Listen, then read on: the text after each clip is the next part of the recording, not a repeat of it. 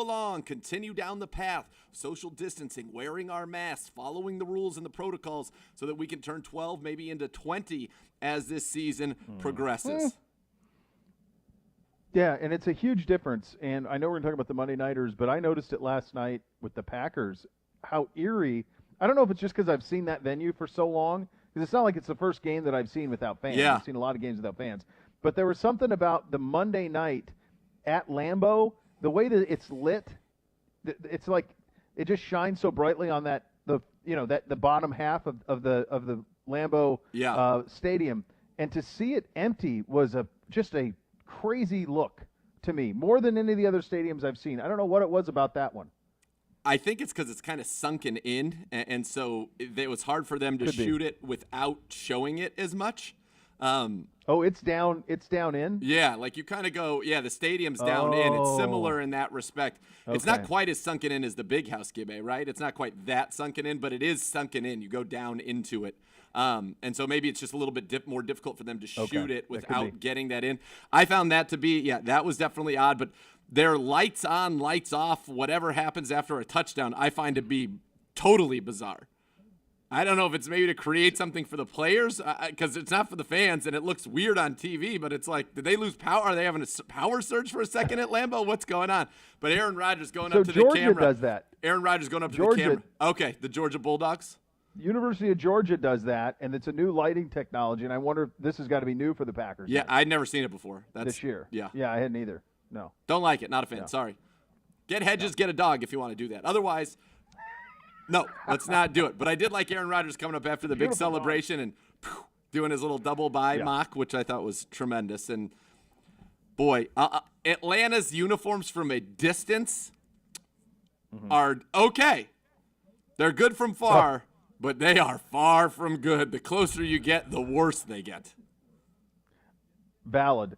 And I would say they're not even good from far. They're average from far. They could have been They're acceptable from far. And excellent, good word, acceptable from far. And a fail up. I mean, it's just a disaster. It's an unmitigated disaster what they've done. And I don't understand. I mean, you know how meticulous that process is. And to blow it the way that they did is quite stunning. As for the games, and let's just stay with that one, and then we'll get to the headliner, which is the Chiefs and the Patriots. Here's where I am. I've done a disservice to Peter LaFleur by calling him Peter LaFleur and undermining him and having a little fun with him with the you can dodge a wrench, you can dodge a ball, because the dude can call ball plays. No doubt. And I would have loved, of course, as I'm watching them last night and Rodgers play at this level, I would think, boy, would have been amazing if they had T. Higgins on this team. It would be amazing if they would have had Laviska Shenault on this team. Players like that who were available when they drafted, and they said, no, we're going to take the quarterback out of Nevada, Jordan Love, instead. And I think you put those guys in there, boy, what could it be? And I do think there is still, for me, an element of what could have been for Aaron Rodgers, as accomplished as he is. What could have been if they would have got rid of Mike McCarthy sooner?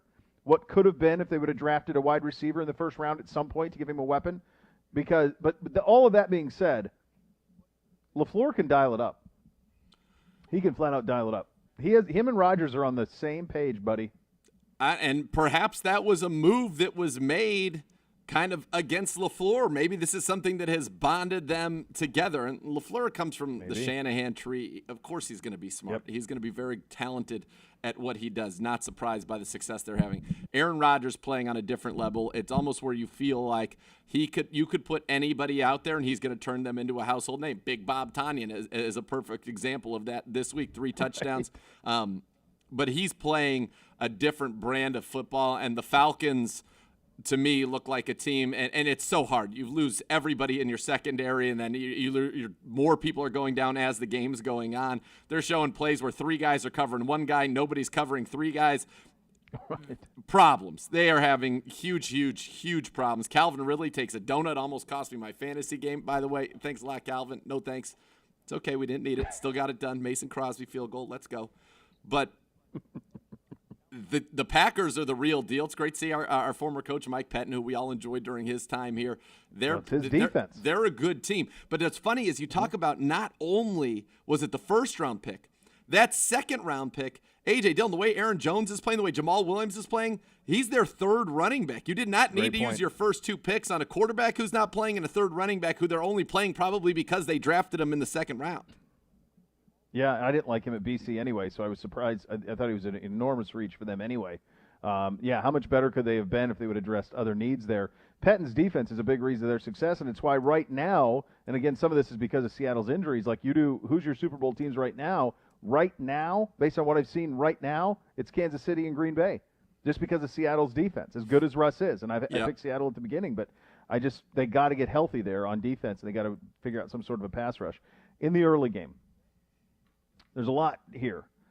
Belichick's genius from a defensive standpoint, is beyond reproach. And it was shown off last night as he really slowed down Kansas City. Basically said to Pat Mahomes, you know what? If you're going to scramble for 14 yards on 3rd and 12 every once in a while, we can live with it. But you're going to have to check down, and that's fine. But you're not going to – and when you're Pat Mahomes and you have that arm and you want to go deep to Tyreek Hill and you want to make plays happen, that gets frustrating.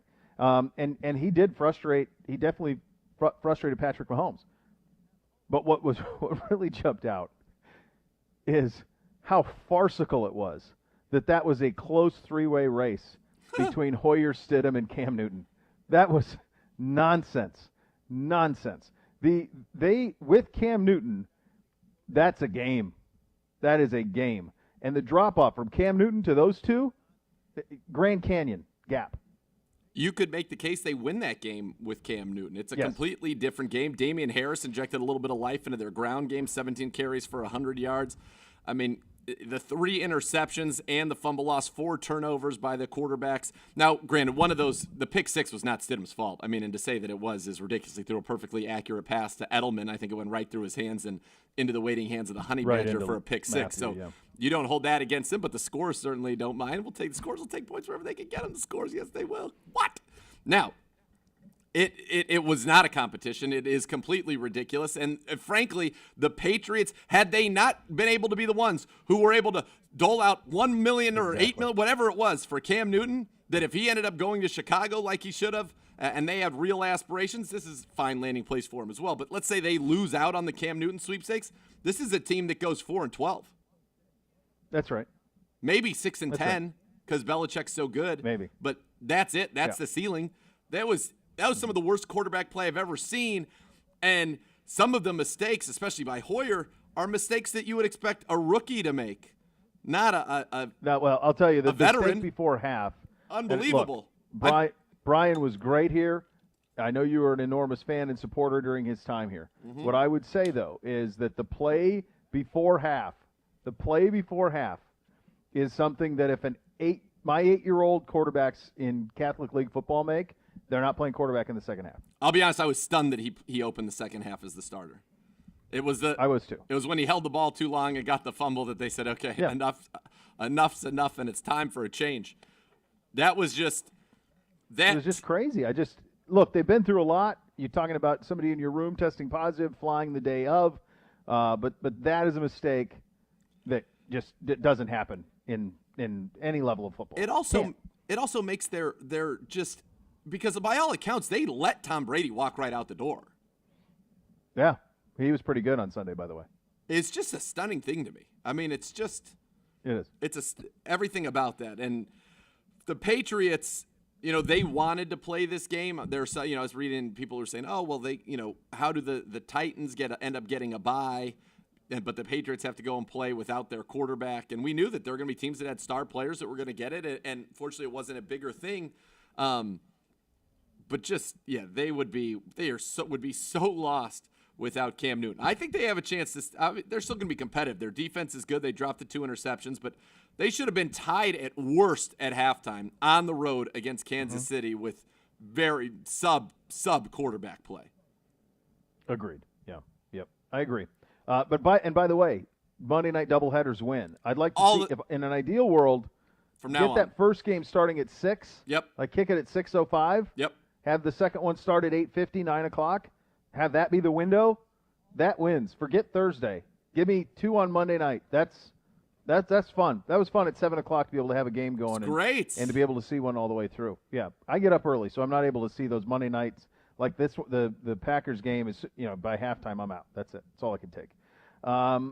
That's all Houston could take of Bill O'Brien as well. He's fired after 4 games. This guy, this is a tough job, man. From the standpoint of you have no real means of improving this roster that you're getting. So that's the downside. The upside is you have a young franchise quarterback who's good to go, and you have a city that people like to live in, no state income tax. There's a lot of positives there. But in terms of roster building, you're going to have another year basically running this roster back. And it's a tough situation. It's a declining roster with a lot of assets that are on the decline. J.J. Watt is probably past his prime at this point. David Johnson certainly seems to be past his prime. And for Deshaun Watson, this is tough. It's also crazy if you take a step back and take out of, we made fun of a lot of the trades and a lot of things that have happened there. Bill O'Brien's still taking that team to the playoffs 4 of the last 6 years. Yes. We're looking to get to the playoffs for the first time in way too long, ending the longest playoff drought in the league. 4 times in 6 years, a winning record, but it was just too much, obviously, for them to take any longer, and that's it for Bill O'Brien. Now, I don't think anybody's sad that he's gone on that team. Gibby. No, go ahead. 9 months ago, he was playing for the AFC Championship and the right to go to the Super Bowl. He would not win another game again. And he was up 24-0 in that round 2 game over the Kansas City Chiefs.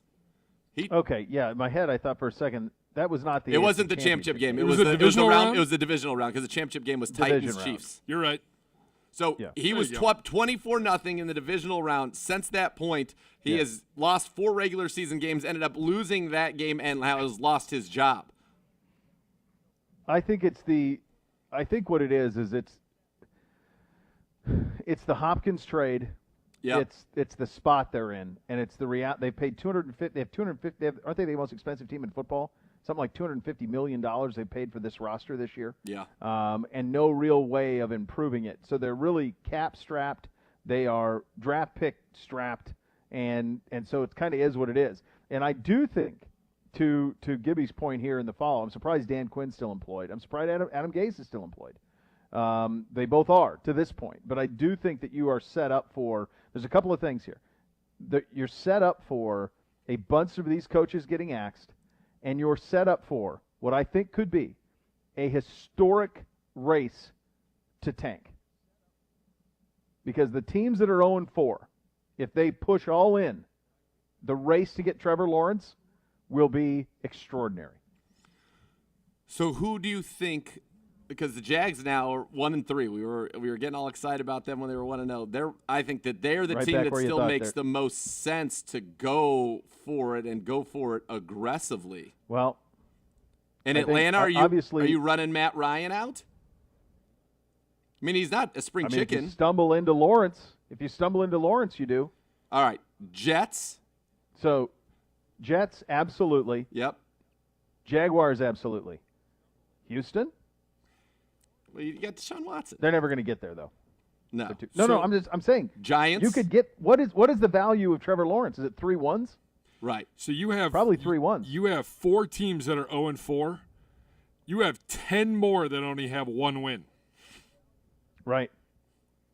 I mean, that's right. That's insane. Yeah. That's the entire higher, NFC East. The entire NFC East. The Lions and the Vikings. But here are 3 teams that have it in them to absolutely be 2-14, 1-15: Washington, Giants, and Jets. Yep. All 3 of those can be in the mix at 2-14, 1-15, 3-13. They're locks, and Jacksonville's another one. And Denver could lean into it if they wanted to. They should. They should. If you're Trevor Lawrence, that's what you'd hope for. Miami is 1-3. They have their pick, and they have Houston's picks in the first and second rounds. Why aren't they playing Tua? Just health would be my guess. So he's just not ready. I just think abundance of caution. But if they're going to pick at the top, they would want to make sure that they like Tua. Otherwise, take Lawrence. Because Lawrence is, I mean, he's in the Luck Manning era. That's what it feels elevated. like. How big do you think the divide is as someone who is very well versed on the Buckeyes between Lawrence and Fields? I like Fields a lot, and I think he's a really good pro.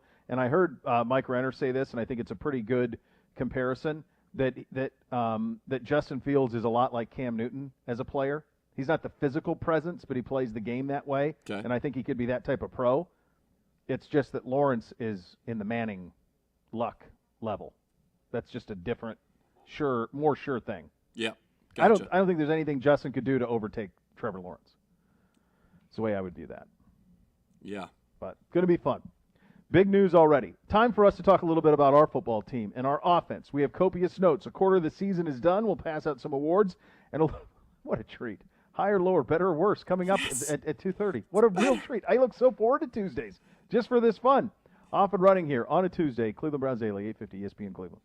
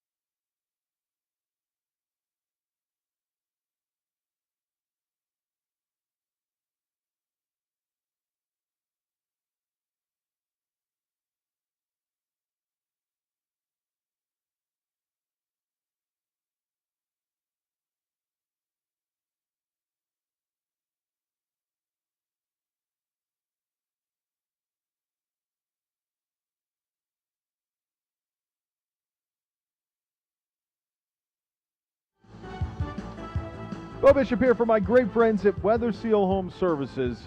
You're going to go for any home improvement need, you're going to go see them. This month, take advantage of their great roof offer. For just $1 down, 7 years, 0% financing, you get the new roof that you know that your home needs. It's getting cold. Get it in. The Weather Seal in Northeast Ohio is going to turn worse in a hurry. This weather is. We know it's coming, although it's beautiful today. Winter is coming. Don't be stuck in the cold with a leaky roof, guys. Weather Seal going to make your new roof a reality. You can do it in 1 week. Call 877-351-SEAL or visit weathersealhomeservices.com. The sale ends at the end of this month, October 31st, Halloween. With approved credit, prior sales are excluded. 877-351-SEAL or visit weathersealhomeservices.com. All right, we are a quarter of the way through the season. Time to hand out some awards, do a little copious notes, and we start with this, the great Z. Who is your quarter season Cleveland Browns offensive MVP? Well, this is a difficult question because it really is, Gibby. It's a very tough question. Gibby, am I allowed to give it to a group? No. Whoa. I will Bishop not is let you give it to the offensive line. I was gonna you give cannot give it to you. the offensive No, line. No, I'm not. All right. No. All right. I'm going to give it then to Bill Callahan. Player. Most valuable player. Where does it say that? MVP. Most valuable person player. is what it Not stands for. MVC. It stands for person. Please. Stands for person. Please. If we were in a court of law in front of the great Pedro, yeah, there is no chance that you could argue that most valuable P stands for anything other than player in the context of sport. Person. It's 2020. We are very, very incorrect. We want to whatever if they want to identify as a player or not player. Player doesn't identify anyway. Maybe they do. How do you know that, Beau? Have you asked them? Have you asked every single one of them? Pedro would be having none of this. No, he would not. He would have you sustained. He would not have any of this. No. MVP of the I know it's tough. It's tough though, right? Let's talk about it for a second. It's impossible before we hold your foot to the fire and have some fun. Yep. It is very difficult, in my vantage point, to separate. Like you would have said Nick. I probably would have said Nick Chubb. I would have defaulted to Nick Chubb, who's been great. If I couldn't give it to the entire offensive line, because the offensive line is clearly the MVP. But if you start to separate the offensive line individually, it's the sum of the parts. Now, we all know Wyatt Teller is the number one graded right guard in the last decade. He's as high as anybody through 4 games. But it's that whole group that's working. So that's what makes this a very, very difficult question. And the Chubb injury and then what we did after the injury hurts his candidacy a little bit. It does. So I'm going to have to go with, based on the facts that are presented in front of us at this point. Are you going to take Kareem Hunt? Are you? Or is that going to be your guess? Because if it is, I'll go a different direction. That's probably where I was going to go. All right. I'm going to go with by the rules that I've made here. I'm going to go with Jarvis Landry. I boxed this in a corner. I'm going to go with Jarvis Landry. Good job out of you. You have boxed in a corner. And the reason is Jarvis Landry's stats are not gaudy. 17 catches, 191 yards through 4 games, but he's caught 17 of his 19 targets. That is incredibly impressive. He's one of the top-graded run-blocking wide receivers in the NFL. He is the heart and soul of this team. His leadership, I think, is tremendous. Could you say Kareem Hunt? Yes. Could you say Odell Beckham Jr.? Sure. Could you even make the case for Austin Hooper? Of course you could. Austin Hooper has been the 5th best run-blocking tight end in the NFL and has been a huge part of what this team's done. But Jarvis Landry, all of his catches seem to be third down conversions. His blocking is superior, and we can see he can sling the pill as we saw that touchdown pass to Odell Beckham, and I love him. So I'll go with Jarvis Landry, A, for his leadership, B, for his blocking, C, for his efficiency, and D, for being Jarvis Landry. I love it. And Kareem Hunt is probably where I was going to go just because I boxed us in a corner.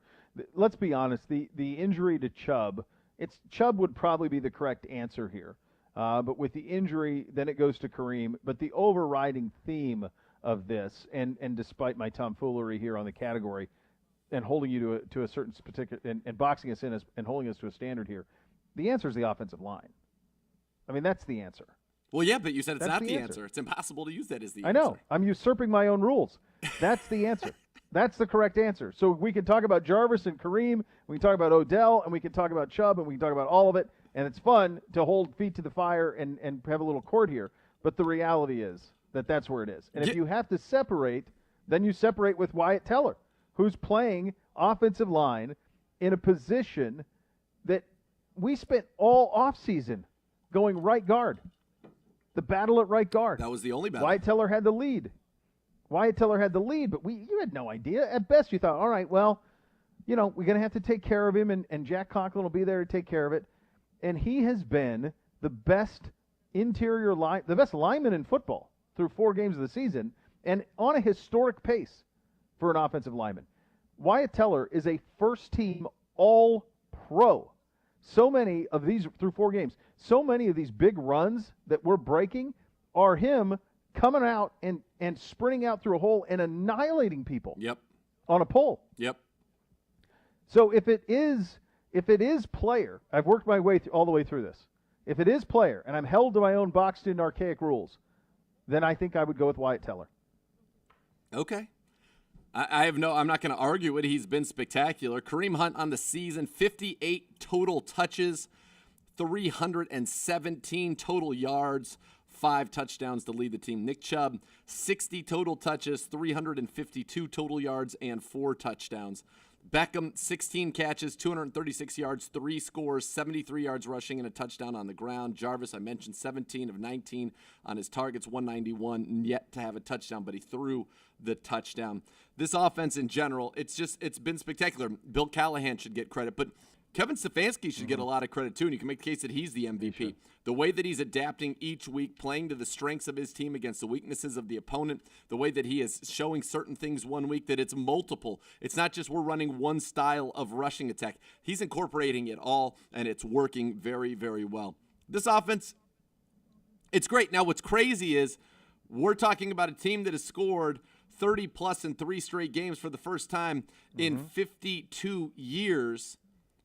And we went through a bunch of different MVP candidates. We didn't mention the quarterback. Baker Mayfield, however, is playing wonderfully efficient football. His completion rate is up. 7 touchdowns, 2 interceptions. And when Baker doesn't turn the football over, the Browns win. And we've seen that the last 2 games in a row. Yeah, he has. And that is, when we talk about the evolution of the offense, that's the next evolution. I think your piece de resistance was what happened in Dallas from a run game standpoint. That is, I don't know if that'll be duplicated. I mean, that was like Nebraska in the 90s for college football fans, just running roughshod. But the next evolution is chunk play consistency. When you do that, then you start to reach the level that the teams that run it at this rate and also win at an elite rate get to, which gets us our next category. Biggest surprise. It's got to be that to me has got to be Wyatt Teller. Second one, because it's obvious. The second for me is going to be Harrison Bryant. And Harrison Bryant, not only is he the 14th best run-blocking tight end in the NFL, according to Pro Football Focus, which I think is a stunning achievement for him, he's been what we saw in training camp is carried over. There are many times you see things in training camp doesn't necessarily carry over. Catching everything thrown his way, blocking his head off. He was instrumental in that reverse touchdown. He was the one who got out there and pushed the line once it happened. He's been great. And I don't know if you saw Odell's post-game interview where he talked about Harrison Bryant, but I thought this made me laugh, and it made me say, they got a guy that's going to be a star. He's telling Odell Beckham in the huddle, make sure you stay in bounds on this reverse. And Odell's laughing like, okay, Rook, I got it. But the situational awareness of your 4th-round pick, and by the way, this is one of those, oops, no intention of drafting a tight end. And there he's there. Can't believe he's there. We got to take him. And boy, has it worked out great for the Browns, and you're going to get the Chief back. But Harrison Bryant, what a pleasant surprise he has been, alongside, obviously, the greatness of Wyatt Teller. Yeah, I think you have it. I think it's clearly Teller. If I have to go away from there, and Harrison is certainly a great answer. Another great answer, I think, would be Jedrick Wills. Because based on what I saw in camp, I was fearful, and honestly, like, this is what it would be, that for left tackle, that it would be a struggle, that there would be some work that had to be done here. I was fearful that this would be a long year for him. And what he has done from Jump Street has been incredible. Absolutely incredible. He has played left tackle at an elite level. It makes you feel like you've got a franchise left tackle for the next decade. And to be able to go Joe Thomas out a year into this, it's just out 2 years into Jedrick Wills. It's remarkable. You drafted him to be great. I didn't think he'd be this good this soon, but he is. Yep. And that's been another big part of it. But Teller is clearly the answer because there was just no way to ever predict this type of greatness out of Wyatt Teller. The most impressive stat for this group through 4 games is what? There are a billion of them. There are a billion. The Pro Football Focus rush run grade, blocking stat. Okay, the one that came out today. That they're the number 1 run blocking team in the NFL by a wide margin. They're one of 2 teams in the NFL to rank in the top 5 in both pass block and run block win rate. Now, here's some more. Can I just keep going? Do you mind if I keep going? Because there's so many. No, Let's just go. Let's just go for a second. Give it to me again. Here we go. Give it to me again. Amongst running backs with at least 10 carries this season, there are 8 averaging more than 4 yards per carry after contact in the entire NFL. 3 of them are Browns. Chubb, Hunt, Dearness Johnson. Amongst the runners with 10 or more carries, Hunt 5th in elusive rating, Johnson 6th in elusive rating, Chubb 10th in elusive rating. In the whole NFL, Wyatt Teller, top graded run blocking guard in the entire NFL. Jack Conklin, 4th at tackle. Treader, 4th at center. Bitonio, 11th at guard. Harrison Bryant, 14th at tight end. Austin Hooper, 5th at tight end. Andy Janovich, number 1 amongst fullbacks. And the Browns have 3 of the top 18 run blockers in the league at wide receiver. That's all bananas. But wait, there's more. Browns, number 1 in rushing yards, number 1 in rushing yards per carry, number 1 in rushing touchdowns, number 1 in runs of 10-plus yards, number 1 in runs of 20-plus yards with 11. Their 11 runs of more than 20 yards are the same total as the teams that rank 2nd and 3rd in that category combined. Do you have any more? I'm stopping. That's where I'm stopping right now. I have another one. 12 red zone touchdowns, 0 red zone turnovers. What more do you want? 45 points off of turnovers. Lead the NFL. Bonuses. Let's go. Can you imagine the pure joy this will be? Think of all the fun we've had over the 3 years doing this show together. Can you imagine how fun this will be if we're like a 14-2 team? No. I feel like it just like spontaneous combustion. It might, brother. It might. Biggest challenge this group faces in the next 4 offensively. It's the next 2 weeks, but in 2 weeks, buckle in. The biggest challenge that this team needs to overcome is there is going to be a game that doesn't follow this script that we've laid out, where we take leads in the first half and then we dominate teams with our ground game. There is going to be a game where we are behind, and we saw it in week 1. And in week 1, our play from behind ability was not there. And the challenge for this team is to prove that it can win in multiple ways. You cannot go all the way to the playoffs. You cannot win this division. You cannot win the Super Bowl unless you can prove that you can win following multiple game scripts. And right now, we have a very standard setup game script that is the way we win. And so the biggest challenge for me is for this offense to prove that when it needs to, it can win a game when you're down because you're throwing the football. That's the evolution. And once that light bulb goes off and that confidence clicks, then it's all bets are off. We can do anything. Great point out of you. The one thing that I really, I hope we get this game against Indy. Because what I want to see more than anything else is us play Pittsburgh in 2 weeks when it really matters for both. On a monster stage. Them undefeated, us 4-1. I want to see how we handle that. Those are the things you're talking about. Getting behind and having to win through the air, absolutely. But how do you handle success? Can you stack? How do you handle going to a hostile environment we haven't played a big Pittsburgh game in a long time. I mean, truly a big Pittsburgh game. Everyone's big, I get it. But in terms of stakes for both, we haven't had one in a long time. I want that so badly in 2 weeks. The Ravens host the Bengals this week. The Steelers host the Eagles this week. It is very likely that going into week 6, the Ravens will be 4-1. The Steelers will be 4-0. And if we win, we would be 4-1. And thus, that's right, you would be playing for an opportunity to put yourself at 5-1, which would be nobody could be higher than that in the AFC North. For a three-way first place brouhaha would be on the line. And yes, seeing that and knowing that, and I love that we're getting a defensive test. Now, you could say their stats are a little skewed. They played Jacksonville. They played Minnesota, or forced Minnesota into their worst offensive performance of the season, did the Colts. They played the Jets. They played the Bears. Not exactly an offensive juggernaut. If you were to script 4 games in the NFL, those are not 4 of the top offenses in the league. No. They've allowed, I think the last 3 weeks, 11 points, 8 points, and 11 points. Total. That's it. So, or maybe it's 11, 7, and 11. I think it was 29 total.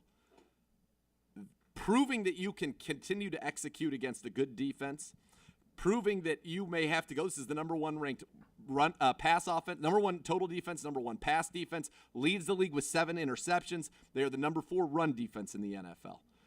This game, winning it will give you some confidence because the Steelers' defense, that's a full day, and you're going to have to be multiple, and you're going to have to be able to beat them in a variety of ways, throwing it, running it, all of it, playing clean. This is a great tune-up. You couldn't ask for a better tune-up.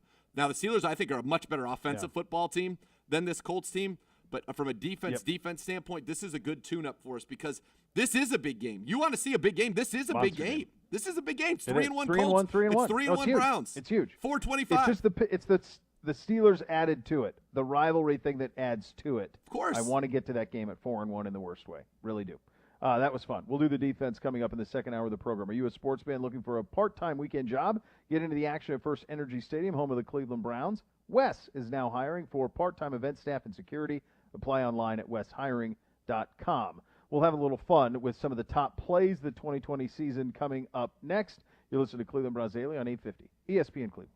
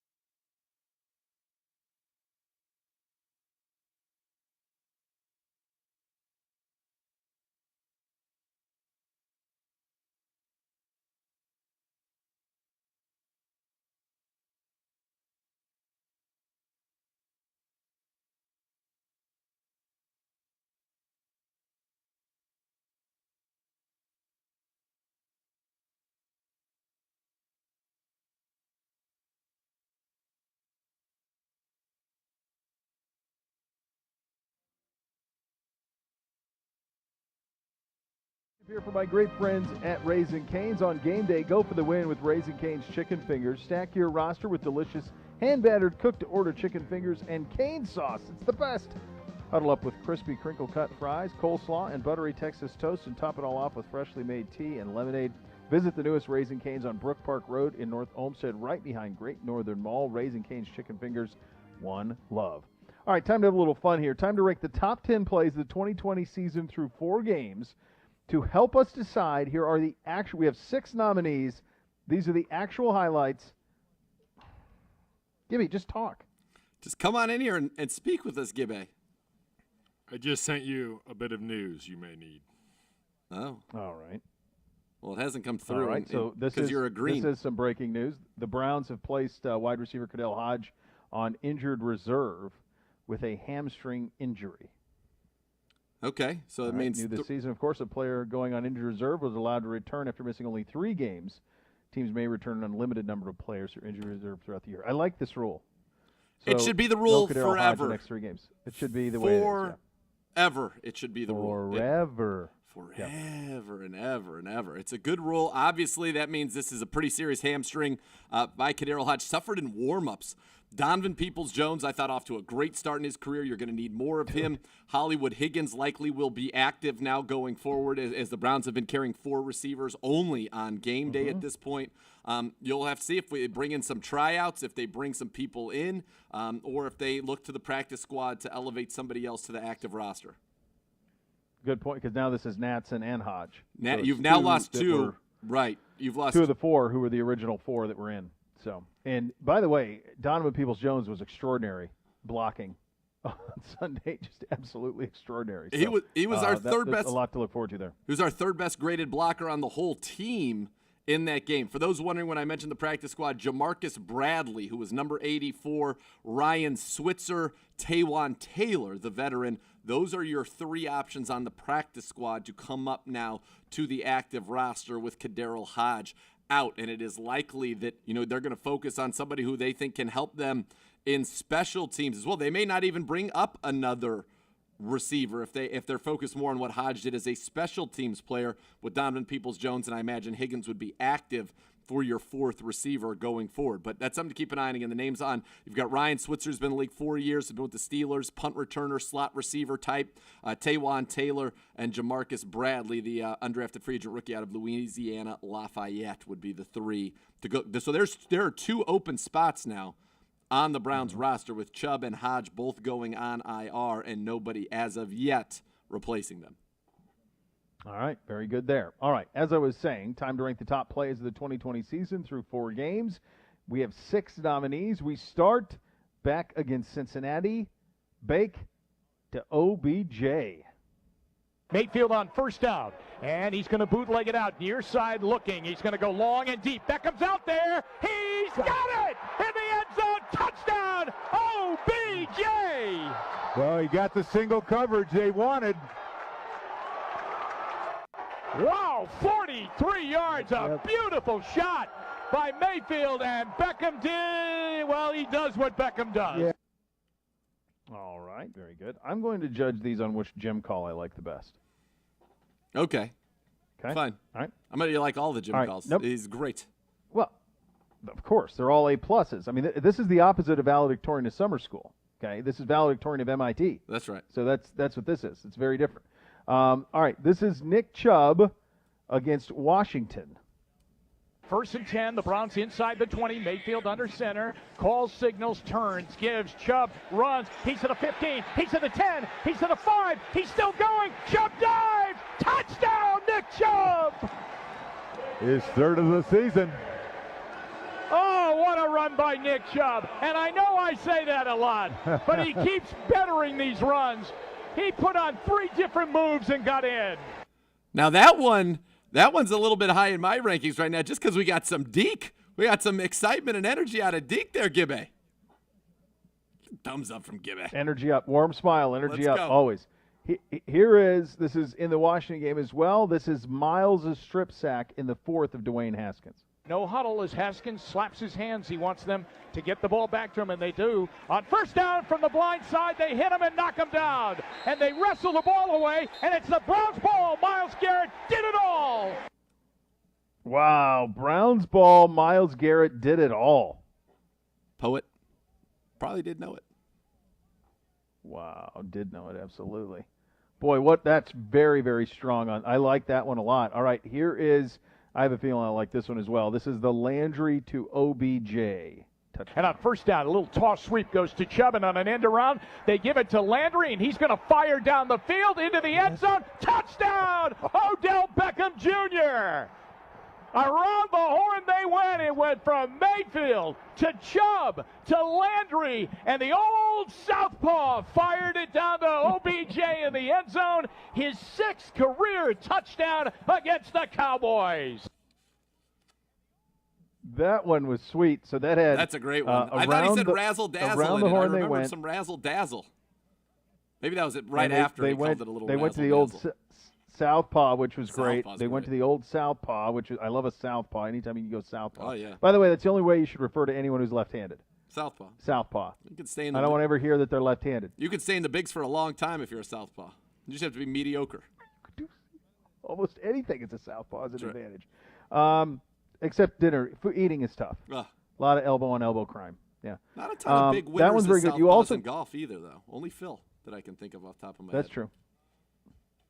Also, what I liked there was the Deke chuckle. A good chuckle. Because he obviously saw it as it was going on. Like he could see that you guys must be able to see that the play was going to work.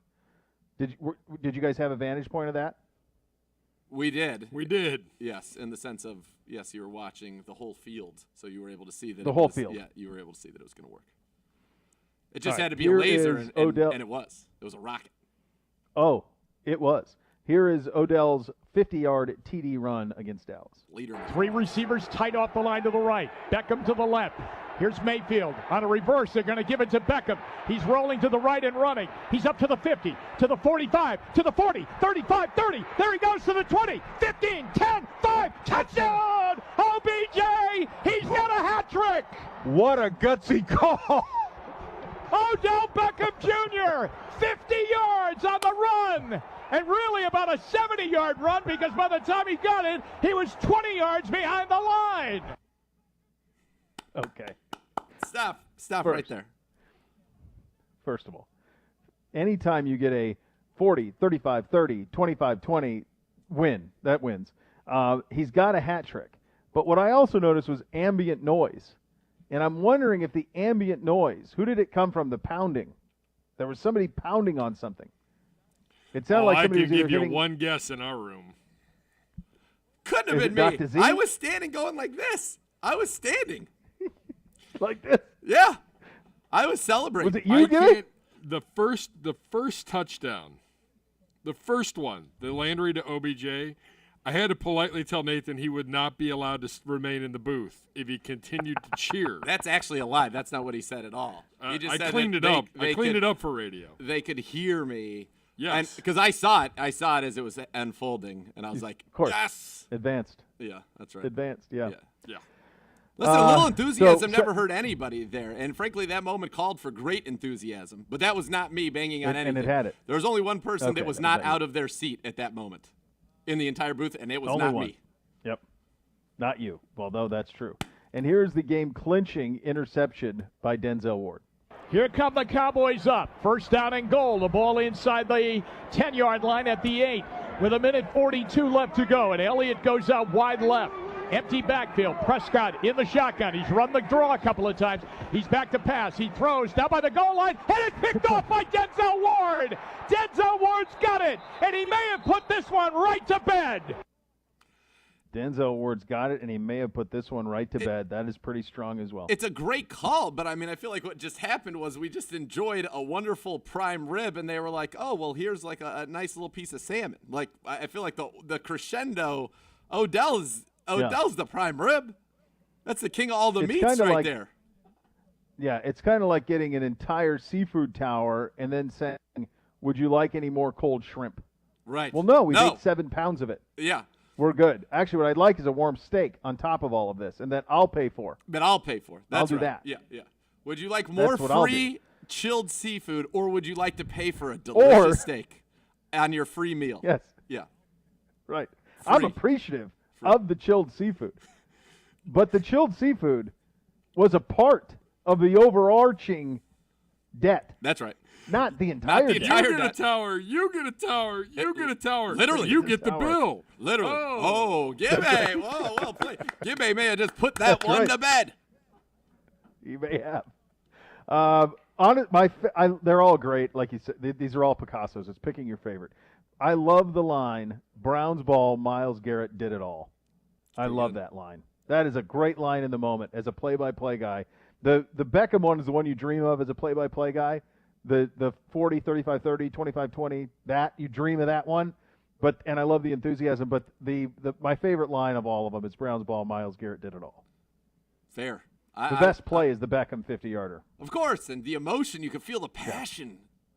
Is that play the best play of the first 4 games of the season? Yeah. The Beckham. It's the best play, but I don't know if I don't know if we were going to lose the game if he didn't make it. Whereas I didn't want to if you find think of, out. like the most no, nor did I. It probably is. I mean, Myles Garrett's 2 strip sacks, the one of Haskins and the one of Dak Sunday, were monumental plays. Huge. Really, really critical plays in the moment. So, but I think at this point you think of the defining. I just think also if you add, everything that surrounds it, Odell Beckham's breakout game, and then having that exclamation point on it, it's the defining play because it's almost like he's a Brown. He's our guy. Yes, and in Dallas, everything about it, the fact that it was 41-14 to open that fourth quarter, and then by the time that play happened, there were a lot of people in this area who were nervous. There's, what's happening? Nervous. Make it stop. And Odell said, I got you. Right. It's good. I got you. We're good. I got We're this. Watch me have this. Thanks for telling That me to was stay fun, in bounds, Gibby. Rook. I wonder. That's a fun little. That's a nice little segment there. I like that. The best Jimmy calls. Huge P. Best plays. I like that. Huge P. Incredible. Incredible. It's very incredible what you've done. Give it. Some people, when you're talking about what you did right there, some people can be fearful just of how great it takes to do what you did right there. Yeah. Rumpke Waste and Recycling, family-owned and operated since 1932. It's been in business for 87 years, keeping neighborhoods clean and green. Their customers, employees, and communities are all part of the family. Visit rumpke.com to learn more. We did the offensive awards through the quarter. We'll do the defense coming up next. You listen to Cleveland Browns Daily on 850 ESPN Cleveland.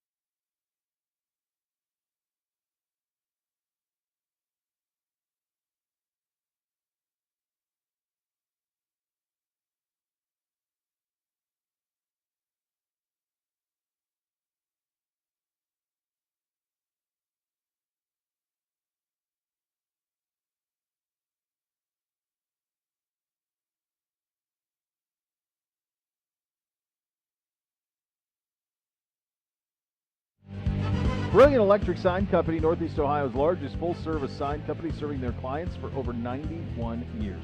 Contact the experts at Brilliant Electric Sign to provide you a state-of-the-art signage solution. It's going to grow your business. Visit them at brilliantsign.com. Time to take a look at the Browns' defense through a quarter of the season, your quarter awards, and your defensive MVP. I mean, you might be the MVP of the entire league when it comes to the defensive side of the ball. Yeah, I'm on. Good. You're on. Good to know. Yeah, you're on. You're on. Yeah, this one's easy, Miles Garrett. Yeah, it's just, there was a tremendous pressure on Miles this year. Big contract. Last season didn't end the way that it wanted to. It's interesting the standard he's held to, because it's like if he doesn't have a strip sack fumble every game, it's underachieving, which is a crazy level of expectation. It's a level of expectation that, Aaron Donald, not strip sack, but Aaron Donald is basically a sack and a half a game, wrecks games, and that's what's expected of Miles. That's what he was paid to do. He's doing it, and I think right now he's the best pass rusher in football, and I think right now, if you're to do defensive MVP, he's probably the answer.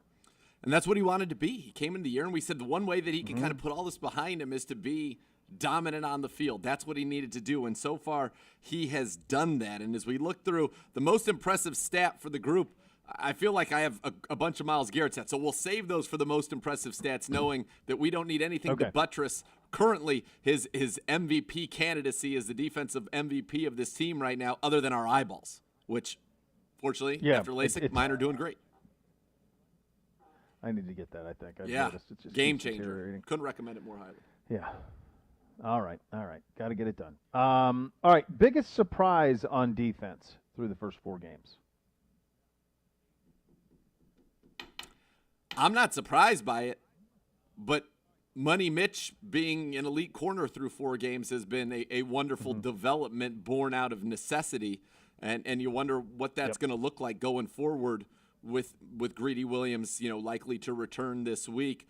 And hopefully that will kick Kevin Johnson back into nickel. And so got some clarity, because it was something that I wanted clarity on, quite frankly. Why didn't Kevin Johnson play in the slot at all against Dallas? And the reason was, and it was something we had actually talked about last week, was that with Denzel missing so much practice time, Kevin Johnson was playing outside corner all week and really didn't get reps in the nickel. And so they didn't want to put him out there having not repped this defense's game plan in the nickel. But with Greedy coming back, Denzel healthy, Money Mitch healthy, he should be able to return to the reps in the nickel. And so I think we could see him, go from not really playing back to being a starter in short time. Good info there, and that answers a question that we were very curious about. I think you probably have it with Money, but again, I'm not really a surprise for those of us who pay attention to the scores and how good he's played in every opportunity he's ever gotten. The other one I would add to that, and again, it's not necessarily a surprise from a production standpoint, but just pleasantly confirming what I've already known is Sheldon Richardson, who's just been a terror. Good. He's been just an absolute terror. Now, it's not a surprise, but it's just comforting to have him, and he's such a motor and such a leader, vocal leader of the defense, and he wrecked the Cincinnati game, just wrecked it. And so, surprise is the wrong word. But just been very pleasant to see him continue to play at a very high level, and even maybe up it from a year ago, from both a leadership standpoint and a production standpoint early on. I'll even add one more surprise to all of this, because I do think that it's a relevant surprise statistic, and that is that I think if you took the temperature of every Cleveland Browns fan out there and said, defense, is it a positive or a negative vibe? I'd say you're in the middle, maybe arrow slightly to the negative side. That seems to be the perception of our defense. Yet we lead the league with 10 takeaways. Yeah. Miles has 3, doesn't he? So then we'll get to the most impressive stat for this group in a second. Okay. But yes, Miles does. Right. Which is more as many on his own, almost as other teams in the NFL. And you look at just total takeaways for the entire league. You mentioned Miles has 3 directly that you can 100% say are his. The Houston Texans have 0. Vegas Raiders 2, Denver Broncos 2, Dallas Cowboys 3, Jags 3, Chargers 3, Cardinals 3, Vikings 3, Packers 3, Miles Garrett 3. Wow. Yeah, there you go. All right, let's get to most impressive stat for this group through 4 games. Let's go. All right, and I'm going to give you two of them, and they're both Myles Garrett stats. Number one, this is from Next Gen Stats. This is a direct quote. Myles Garrett forced 2 turnovers caused by pressure in Week 4 against Dallas, giving him 6 turnovers via quarterback pressure through just 4 games. Now, first of all, they're crediting him directly with 6 turnovers now. That would put him in the NFL 9th highest in the NFL, as if you put him as a team. Like when they say As California is the 5th highest GDP in the world, if it was its own country, Myles Garrett would be the 9th biggest turnover generator in the NFL if he were a team. Let that But sink he's not in. a team. He's one human. He's just one human. One human. No other player in the NFL has more than 2 turnover via quarterback pressures this season. In 2019, your NFL leaders in this category were Bud Dupree and Shaq Barrett, who tied for the league a season ago with 6, the same number that Myles Garrett has generated in 4 games. That's mind-blowing stat number 1. Mind-blowing stat number 2, Myles Garrett leads the NFL with 5 sacks and 27 total pressures through 4 games. His current pace would put him over 100 total pressures for the season, which as an edge rusher has never been accomplished during the Pro Football Focus era. And there's still people I hear, he doesn't do enough. What? What do you want, man? What more do you want? What do you want from the guy? No, he's the defensive player of the year in the National Football League through a quarter. That's what he is. And he'll be needed more as this thing goes along and the challenges get bigger, and certainly in a couple weeks against Pittsburgh, and to be able to get home. And by the way, he can wreck. This challenge going up against his Colts line this week is formidable. But on the other side of it, if you can get through, is a statue in Phillip Rivers. So this is one where Myles can make some big things happen in this game as well. Biggest challenge for this group in the next 4 games is cleaning it up on the back end, and really I would say just the middle of the field in general. That needs to be cleaned up for this defense. So the biggest challenge to me is clean that up. Safety play needs to improve. It needs to improve right now. We're not getting, in terms of pass coverage, we're not getting what we need to get out of our safeties. And I would say our linebackers with Malcolm Smith, that's been better. I think Ronnie Harrison Jr. has shown some real signs, and I would certainly like to see him get some more opportunities. I think that would be wonderful. But when you look at safeties, and I'll break it down for you real quickly, by safeties who have played at least 20% of the snaps this year, and you look at coverage, their coverage grades, coverage snaps, our safeties have struggled a little bit in that regard. And so what you want to see, obviously, is that improve going forward. And that's something that I think we're going to be counting on from our safeties going forward. So far, it's been a little bit of a struggle. You look at quarterback rating against amongst safeties, Sendejo 130.1 right now. Again, that's got to get a little bit better. Joseph has the pick, but still at 107. So that's got to get cleaned up, I think, going forward, and that's something that I'm going to really be focused on. That's challenge number 1. Challenge number 2 to me is finding a consistent pass rusher opposite of Myles Garrett. That's right, the JYD strolling through. Is that a shirt? Is it a jacket? I don't know. It looks like a swag. Nobody knows. It's just so good. He looks so good. He's fired up. I'm Senior fired up. swag. Let's go. Oh, Senior God, swag. I miss it. Woo! I miss it. Jeez Louise. Man. How many shirts? I don't know, because I don't know what to count the outer layer as. It blows my mind.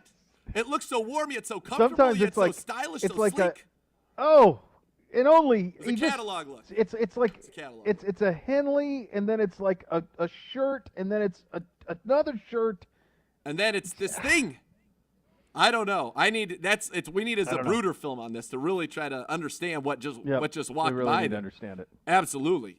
Crazy. But the other challenge. See, I miss that. I miss seeing senior swag. I know. That's a shame. It's a little jolt of energy, a little just like a little injection of just give you a little taste. Swag right into your veins right there.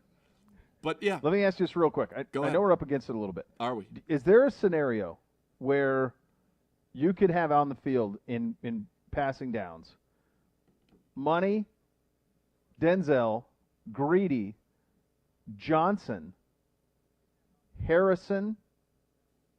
Like, what I'm saying is, could Money Mitch play the deep half safety? or Could high? Greedy play deep half? Is there some way? I don't see why not to do that? And I would be open to exploring it. Put it that way. But Just this because is for Sendejo something. has had trouble. I'm just throwing things out. Yeah. Because it's been a struggle on the back end. We're going to chunk plays. Like, that's happened consistently. Yes. It's come out of the slot a lot. I mean, if you had CeeDee Lamb on your roster, that should have been a guaranteed start based on what we'd seen through the first 3 games, and he gave him 2 touchdowns. So that is. I just wonder, is there solutions on the roster? Because unfortunately, Grant Delpit can't come back. No, and I think you saw just how big his loss was. This is an area where you wonder 2 things, right? Now that we're 3-1, now that we're in the mix, does this make either a move for a free safety, or there's a prominent veteran out there still?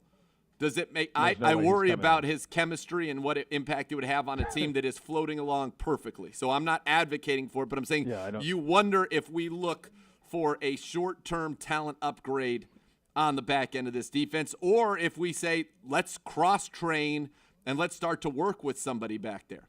Sheldrick Redwine, I thought, played pretty well at the end of last year, and I wonder if perhaps maybe he gets a look. Harrison, the speed he showed breaking on that ball and almost getting the interception, you wanted him to catch it just like you wanted Taki to catch his. It would have been a great moment for both of those guys. That's what you need, and I think we are evolving. And I thought Jacob Phillips had a nice game as well, almost got an interception of his own. I agree.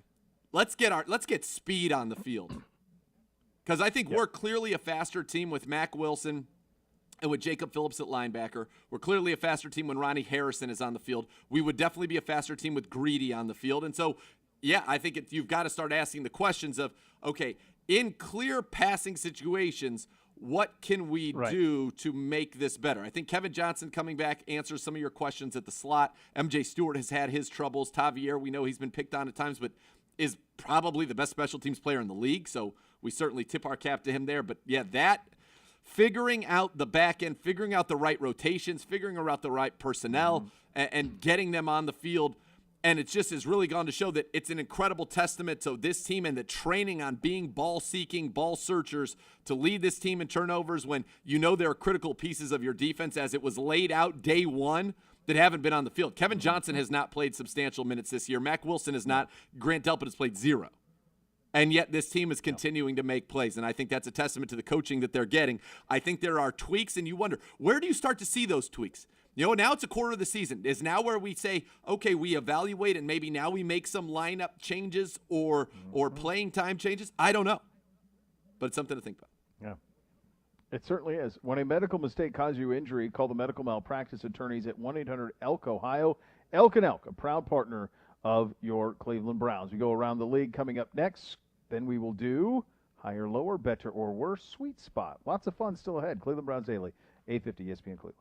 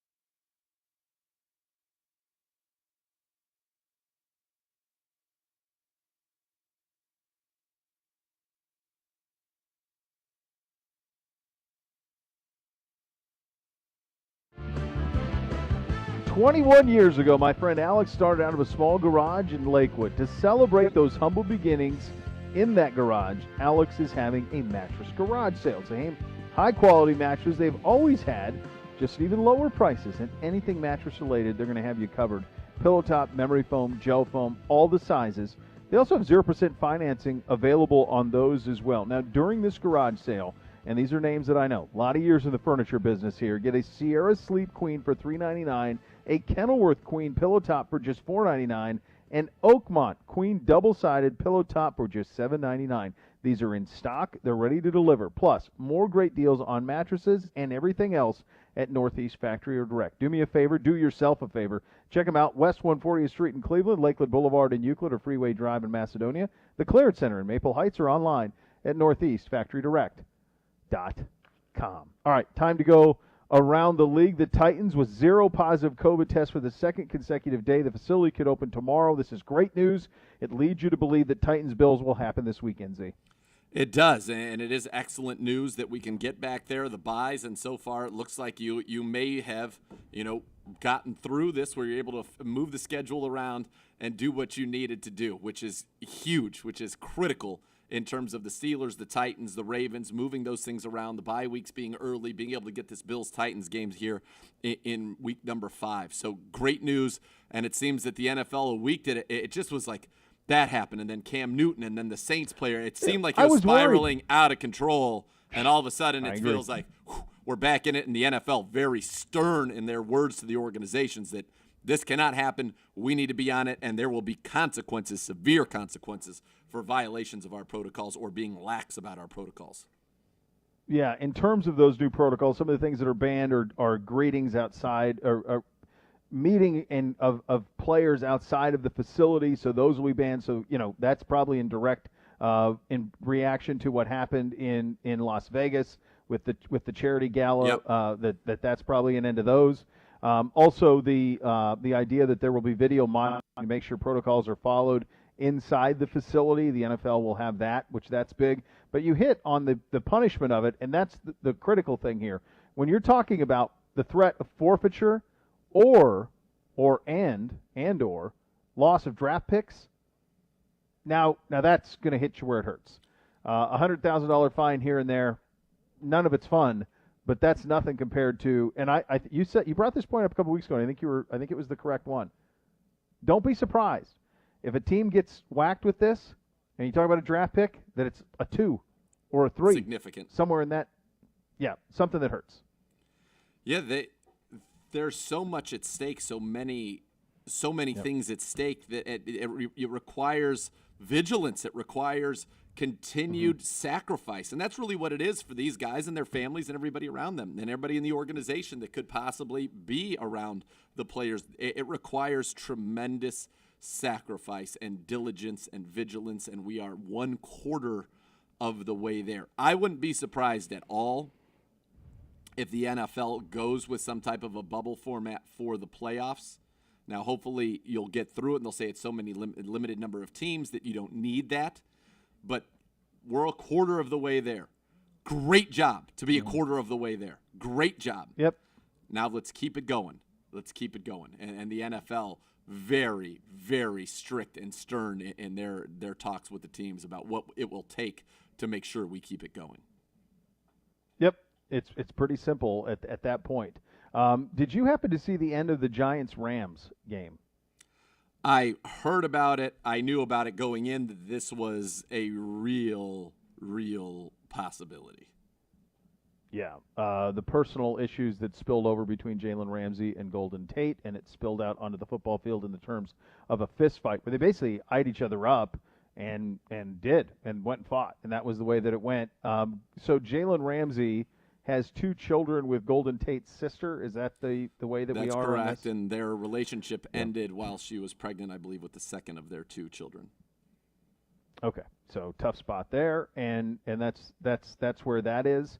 And this goes back to, and I'm not putting this together, but from the standpoint of making these, you alluded to, I'm pretty sure, Earl Thomas earlier being a possibility. Here maybe he would be. You didn't say his name, but you said there are veterans out there at free safety, and Earl Thomas is the most accomplished. when the Houston Texans players say we don't want him in here, that reputation, that's the definition. Reputation precedes. Yep. So not to say that this has anything to do with the Ramsey Golden Tate situation, but there are issues that happen off the field that get known around the league. The league is a small league, and for the Baltimore Ravens to throw Earl Thomas out, and for the Houston Texans to say, "Nah, we're good. We're 0-3, but we're good. We'll see on down the road," tells you that there's something there from a personality standpoint with Earl Thomas that is an enormous risk. Not to mention the fact that he is on record as wanting to play for the Cowboys, who are putting out perhaps the worst defense in NFL history right now, and that hasn't happened as of yet. No. Seattle correct. is putting out one of the worst pass defenses in NFL history, and they haven't brought him back. So, right. Yeah, there's much more to meet going on there. And you didn't hear anything about any of that until the dip, the talent, the production started to dip a little. Because I never heard any of that in Seattle. Correct. It wasn't till the end, and now it starts to, and that's the old thing, is your pain in the neck and worth more than your talent, and when that starts to go in the other direction, that's the end of it. All right, we play a game that we like to call Better or Worser. Also higher, lower, and just right. Gribbs will join. It's pure joy. It's coming up next. Cleveland Browns Daily, 850 ESPN Cleveland. Sweet.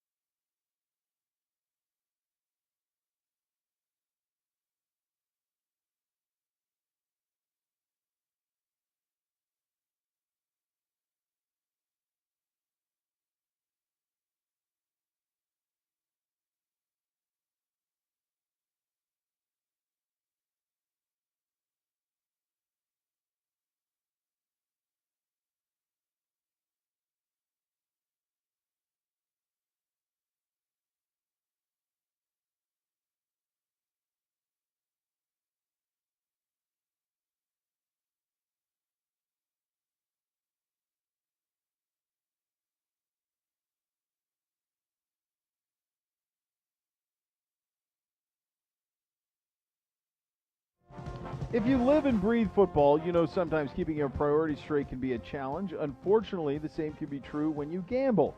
If you find your gambling is affecting other parts of your life, we can help. Get the tips on responsible gambling at keepitfunohio.com. All right, time for a little higher or lower or just right. It's brought to you by Lake Erie College of Osteopathic Medicine, the nation's largest medical school. It's preparing future generations of physicians, pharmacists, and dentists. And now we are joined by Brown senior staff writer and Sir Andrew Gribble. Gribs. He's on the Fifth Third money line. Dibs, boys. Gribs is here. What's going on, guys? Higher, lower, just right, better, worser. Sweet spot. Give it. Happy Tuesday, gentlemen. A little higher, lower, or just right. This week, we're kind of trying to spread it around a little bit. Found a power poll, power ranking, whatever you'd like to call it, on the Sporting News. SportingNews.com. Vinny Iyer, who has spent some time on this show in the past.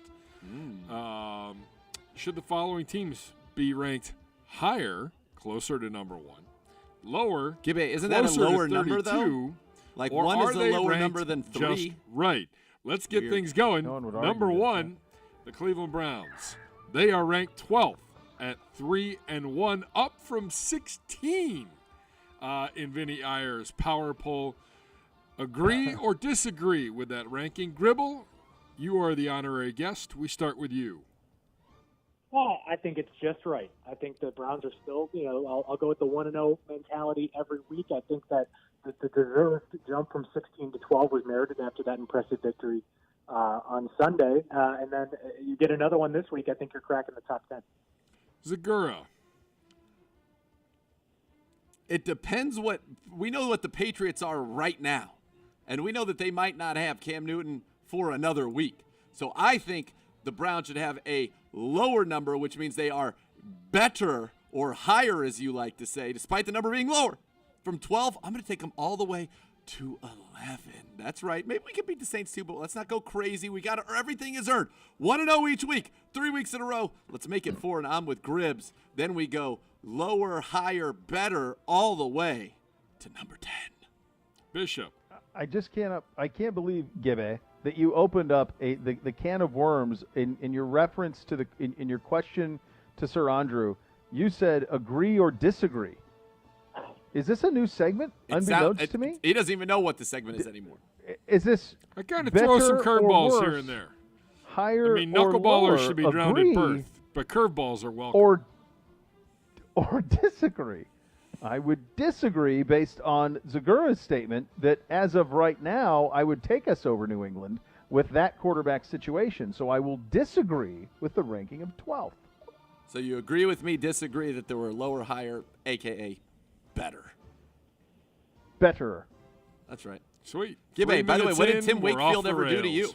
Nothing says loving like higher or lower 3 minutes in. Just totally screwed. All right. Gone. Number one are the Kansas City Chiefs. No surprise. Number two in Vinny Iyer's power poll, the Seahawks. Number three, the Ravens.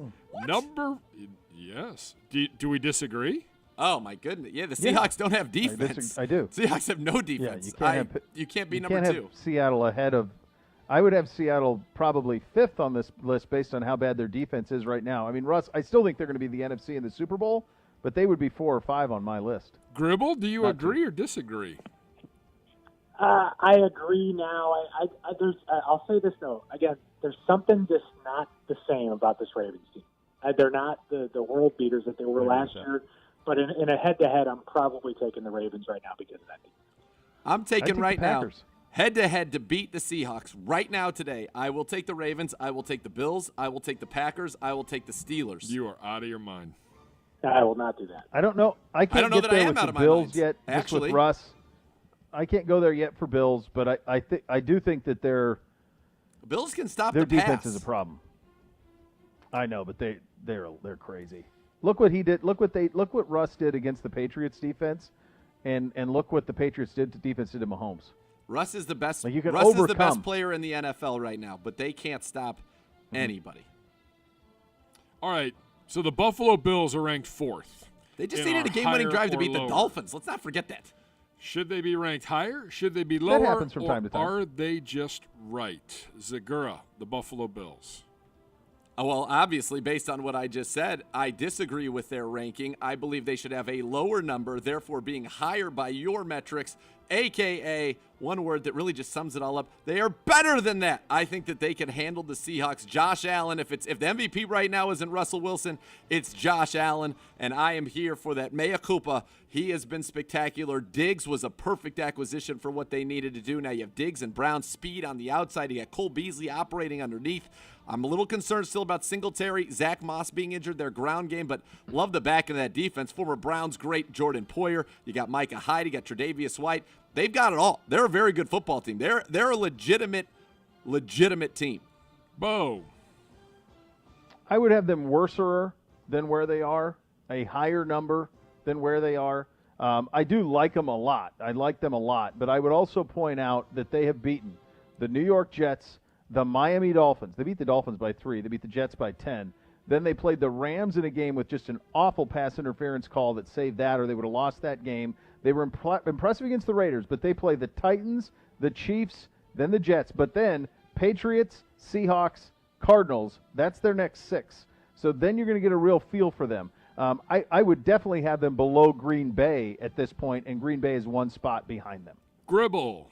So worse. Yeah, I agree with Beau, and my opinion is more about the Packers than it is the Bills. I think the Packers are way better than the Bills right now. They haven't even played a close game yet. I mean, they've had a touchdown decide their Saints game, but that game wasn't close. And I just think the Packers are rolling. They've got a bye week coming out, and then they'll have Devontae Adams back. They're in the driver's seat right now. They're much better. I'm moving them up too. They're coming up. Packers the Steelers too. are coming Packers up. Are two They're all for coming me. up. But the team's coming down for me is the Seahawks. Next. Weren't they boat racing the Rams? Do I have that right? The Bills were absolutely boat racing the Rams early in that game. In the first half, they gave it all back. All back. And then Yes. they got really lucky Yes. at the end. It was a bad call. Yep. Next. Higher or lower? All right. Number 5, the Packers. Number 6, the Steelers, with that bye week this past week. Number 7, the Tampa Bay Buccaneers are 3-1, a little sloppy, but Tom Brady throwing for 5 touchdowns. Beau, should they be higher, lower, or are they just right? I would probably lean right now. I would probably feel comfortable in the sweet spot. I could move them down a spot, but probably most comfortable in the sweet spot for Tampa Bay. You talk to the PFF guys in the way that Brady is playing, and it's nothing short of an elite level at this point. Really still has it. That's right, Gribbs. He's doing so without Godwin. They lost O.J. Howard in the game over the weekend. They dug a hole. They came out of it. This happens sometimes. You got to win sloppy sometimes. They did. But Brady's play has really been encouraging through the first 4 games. Gribble. Lower. I'm married to my take, and I'm sticking with it. I think the Rams and the Titans much better than the Buccaneers right now. They've beaten nobody these last 3 weeks. They faced Jeff Driscoll and Justin Herbert the last 2 weeks. Let's see them play some better teams here before we start celebrating this team. Wow. Wow. He's mad. His Patriots bid took a hit when it was revealed. By the way, Gribbs, at the time we made that Taco Bell wager, those were the quarterbacks that you had taken over Tom Brady. The ones that you saw last night. No Cam Newton. No, he wasn't there yet. I knew the move was up their sleeves.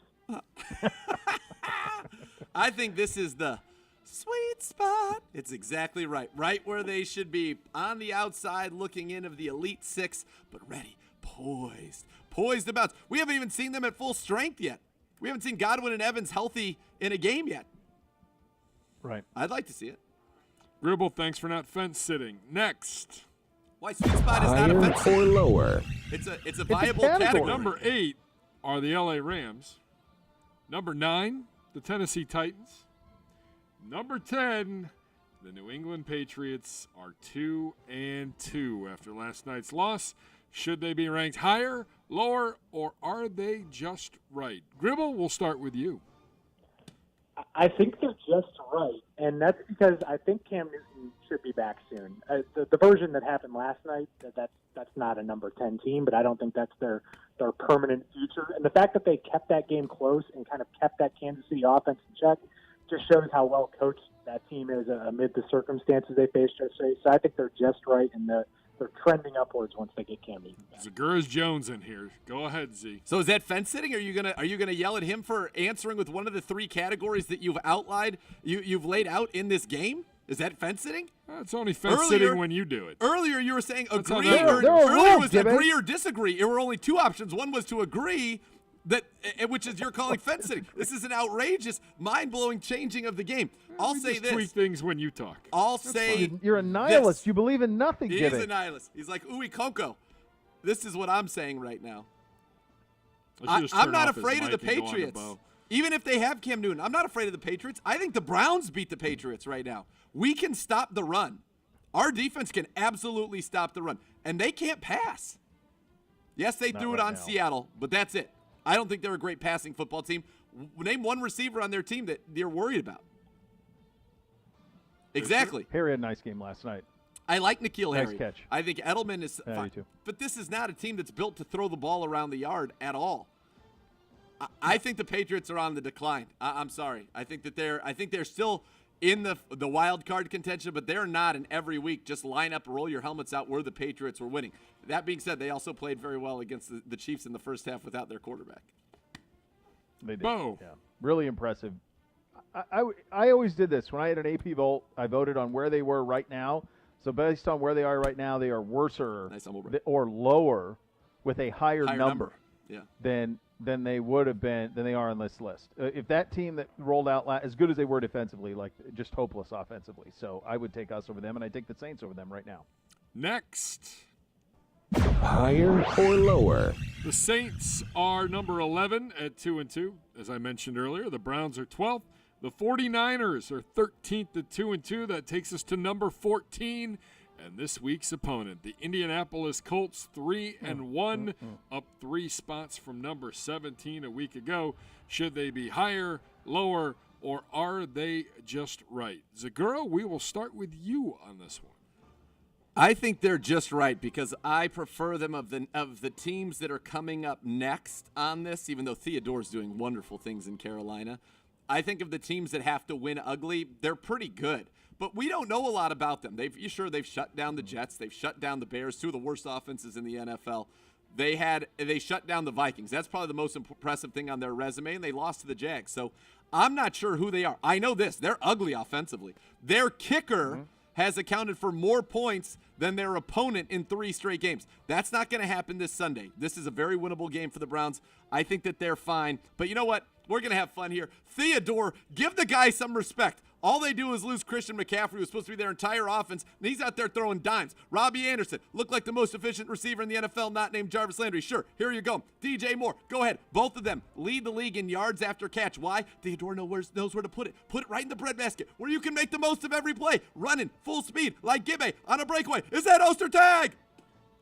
Bishop. Blows right through that. I would go slightly higher. Lower number, I would probably take them over San Francisco right now based on what San Francisco is offensively. Gribble. But this Colts team doesn't scare me at all. Yeah, I'm agreeing with Bo, and I'm putting them a little bit higher. Their defense has been impressive, and this is, again, for me, more about the 49ers. I mean, 49ers have 2 losses at home and they're 0-2 against teams that aren't from New York. So I just like the Colts and what they've kind of established as an identity, and I think the Colts are going to get better offensively as the season goes on. I think they're still working some things out there. I wonder if T.Y. Hilton has lost something, his je ne sais quoi, that made him so effective. Because Phillip Rivers right now, they're low in yards per attempt passing. They're low in yards per rushing. They're not a pretty offense. Rivers does not have it. No. And one of my points, little winning mix sneak preview for the fans of the written word. Oh. Wept. Make him throw it outside the numbers, baby. Now, granted, that's what we've struggled to do, but make him throw it outside the numbers. Put some of that. It's like that's what it looks like. Did you see him miss there's an easy crosser against the Bears on 3rd down, and it's 6 feet behind. I mean, their defense is good. He'll throw. Defense is good. I just got to say, in this league, with the way the scoring has gone league-wide, I don't care who you're playing, the 3 straight games that they've played defensively, that is impressive. I don't care who you're playing. I think that stands out in a big way in the way the game's changing. And Rodrigo is a darn good kicker. All right, final one Kicker here, with guys. Moxie. Higher or lower? We have 2 minutes, real quick. Vinny got the bottom 4 0-4 teams right. Who's the best one-win team right now? You have 10 options. Philly, Dallas, Cincy, Minnesota, the Chargers, Lions, Washington, Miami, Jacksonville, or Denver. Basically a lot of slop here. Who's the best one-win team? Gribble, we'll start with you. I'm going with the Chargers. I think that they've shown the ability to score points, and I think they have a very good defense. They'll keep them in games. They get the most wins out of any of these teams this year. Zegura. Hate to say it, but I think the Cincinnati Bengals are the best one-win team in football. That defense was banged up early. It's only going to get healthier, and Joe Burrow's special. And they finally let's get Joe Mixon involved in the pass game. Who's that guy? Let's we throw have it to Joe him. Mixon. Oh, yeah, he's pretty good. Amazing. He's pretty good. Yeah, the Bengals. Bishop. I think I probably agree with Gribbs that the Chargers are probably the best team, and Herbert's been a revelation. I didn't have that right. But I think the team that ends up winning the most games out of this mix is going to end up being Dallas. Mm-hmm. I think they will start to get things sorted out defensively, and they are frightening offensively. Frightening. I mean, they haven't gotten anything out of Zeke. They have so many weapons on the outside, and they're really never out of it. So I think they probably end up winning the most games. All right, gentlemen. That does it for Plus their division's terrible. week 4 or Week week 5 of higher or lower. Yeah. All right. Into it. All right. Great talking to you, Gribbs. No problem. See you guys later. All right, and Sir Andrew, he appeared in all guests appear on CBD via the Fifth Third Moneyline, Fifth Third Bank, making Cleveland Browns Daily a Fifth Third better. So much more to come. Cleveland Browns Daily, 850 ESPN Cleveland.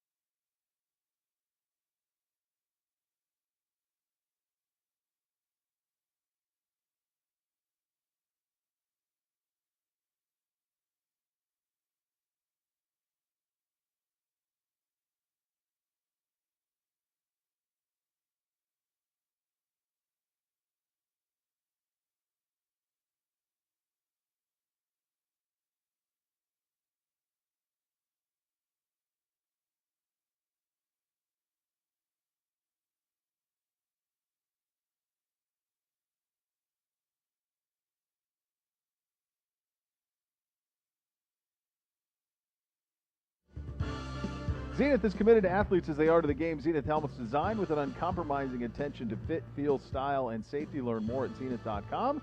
That is 30.com. I told you there was so much still ahead. The next level's coming up next. We're back tomorrow for more fun. Cleveland Browns Daily, 850 ESPN Cleveland.